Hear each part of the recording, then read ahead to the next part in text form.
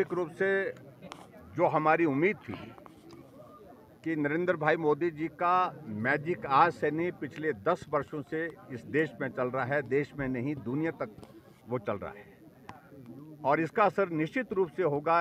जिन 4 राज्यों में चुनाव अभी होकर के आज इनके परिणाम निकले, उसमें परिणाम में आपको देखने को मिला होगा बहुत शानदार जीत भारतीय जनता पार्टी की हुई है और इसके लिए मैं देश के यशस्वी प्रधानमंत्री नरेंद्र मोदी जी को बहुत बहुत बधाई देता हूं। पार्टी का राष्ट्रीय अध्यक्ष जगत प्रकाश नड्डा जी को बहुत बधाई देता हूं और भाई अमित शाह जी को भी बहुत बहुत बधाई देता हूं। और निश्चित रूप से इस बात को मान करके चलिए कि ये दौर अब बहुत तेजी से आगे बढ़ेगा। 2024 में पूरे देश भर में भारतीय जनता पार्टी की सीटों का आंकड़ा पीछे की तुलना में और ज़्यादा बढ़ेगा। सर, हिमाचल प्रदेश में क्या इसका असर पड़ेगा जी?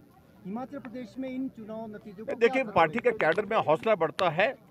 जो झूठी गारंटियों का एक दौर शुरू हुआ था जिस राज्य से, उसी राज्य में उसको दफन कर दिया। ऑपरेशन लोटस और खास तौर से मैं इस बात को मैं कहना चाहूँगा, छत्तीसगढ़ की मैं बात करूँ, जो हिमाचल प्रदेश के प्रभारी बनाए होते वहाँ के मुख्यमंत्री बघेल साहब, और जो घोटाले वहाँ पर यानी कि कोयला घोटाला वहाँ पर हुआ, शराब घोटाला वहाँ पर हुआ, उसके बाद गोबर घोटाला वहाँ पर हुआ जो गारंटी का हिस्सा था उनका, और उसके बाद महादेव ऐप का, और महादेव ऐप के घोटाले के तार जो है वो इस प्रकार से निकल रहे हैं। जो हिमाचल प्रदेश में कांग्रेस पार्टी के इलेक्शन की जो फंडिंग हुई है, जो पैसा दिया गया है, वो सारा उसमें जुड़ा हुआ है। उसमें मैं ज़्यादा नहीं कहूँगा क्योंकि इन्वेस्टिगेशन की प्रोसेस उसमें चली हुई है, लेकिन एक बात मैं ज़रूर कहना चाहता हूँ कि भ्रष्टाचार की सारी सीमाएं उल्लंघी।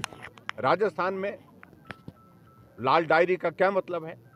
19 पेपर वहाँ पर लीक हुए और लाल डायरी आप गूगल में भी टाइप करेंगे और 508 अगर आप गूगल पर टाइप करेंगे, छत्तीसगढ़ और वहाँ राजस्थान में जो कांग्रेस की गवर्नमेंट है उनके भ्रष्टाचार के सारे नमूने आपको उसमें मिलेंगे। इसलिए उन सरकारों को उखाड़ फेंकना बहुत आवश्यक था। और सबसे बड़ी प्रसन्नता की बात हमको इस बात की भी है, मध्य प्रदेश जहाँ 18 वर्षों से भाजपा की सरकार चल रही थी, वहाँ फिर भाजपा की सरकार सत्ता में आई। तो अच्छा होगा। 2024 में हम 4 सीटें तो जीतेंगे ही, लेकिन इतना जरूर मैं कहना चाहता हूँ कि कांग्रेस पार्टी के हौसले जो बहुत बुलंद हुए थे कुछ दिनों में, कुछ वक्त से, कुछ प्रदेशों के एक आधे प्रदेश के चुनाव के पश्चात, वो हौसले अब पस्त हो गए।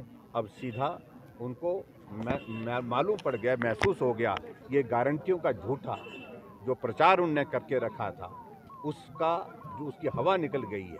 जाकर के यहाँ के नेता दूसरे प्रदेशों में जाकर के भाषण दिए जा रहे थे कि हिमाचल प्रदेश में हमने 10 की 10 गारंटियाँ हमने लागू कर दी।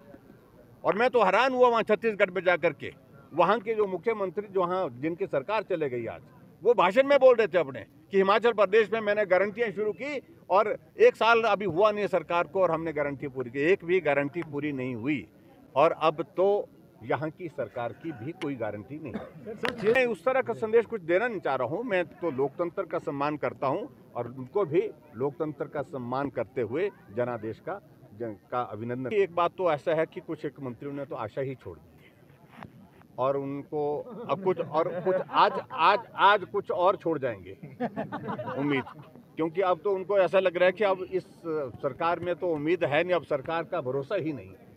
सबसे बड़ी बात यही है कि चारों तरफ अव्यवस्था का दौर इस कदर चला हुआ है पूरे प्रदेश पर कि लोगों का भरोसा ही उठ गया। 1 साल के इस छोटे से कार्यकाल में ही लोगों का भरोसा वर्तमान सरकार से उठ गया है और आने वाले समय में जो इनके सामने जो कठिनाइयाँ होंगी, वो कठिनाइयों का इनको सामना करना पड़ेगा। मुझे लगता नहीं है कि सामना करने की परिस्थिति में हो पाएंगी। ये होर्डिंग लगा के रखे हैं, नया दौर, एक कोने से दूसरे कोने तक, व्यवस्था परिवर्तन, एक कोने से दूसरे कोने तक। हम 5 साल सत्ता में रहे, जब 5वें साल अंतिम साल पे थी तब भी हमारी बहुत सारी योजनाएं होने के बावजूद भी इतने होर्डिंग नहीं लगे थे जितने नए दौर के लगे हुए हैं आजकल। ये नया दौर बहुत जल्दी पुराना होता दिख रहा है मुझे। सर, अगर बात